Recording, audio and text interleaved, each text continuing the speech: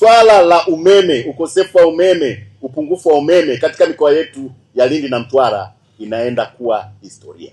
Pongezi za dhati zinakwenda kwa mkurugenzi mkuu wa TANESCO na management nzima kwa usimamizi na ufuatiliaji kuhakikisha yale maono ya viongozi wetu yanatokea. Katika mikoa yetu ya Lindi na Mtwara kwenye swala la uzalishaji hatuna tatizo, maana yake tuna hadi ziada. Tuna kila sababu ya kumshukuru sana Mheshimiwa Rais wetu Dr. Samia Suluhu Hassan kwa maono yake, lakini kwa mapenzi makubwa kwa Watanzania, sisi wana Mtwara na Lindi ikiwa mojawapo.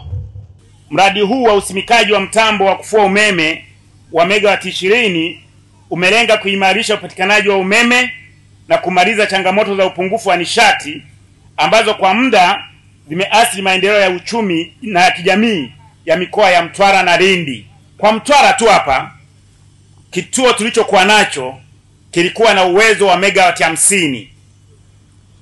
Sasa tumeongeza megawati 20, kwa hiyo zimefika megawati 70. Na mahitaji yetu ya juu ni megawati 38 na nusu. Lakini tuna kituo kingine kinaitwa Somanga, kina megawati 7 na nusu. Kwa hiyo kwa ujumla itakuwa megawati 77 na nusu. Mradi huu utapunguza changamoto za kukosekana kwa umeme pindi mitambo mingine inapofanywa matengenezo.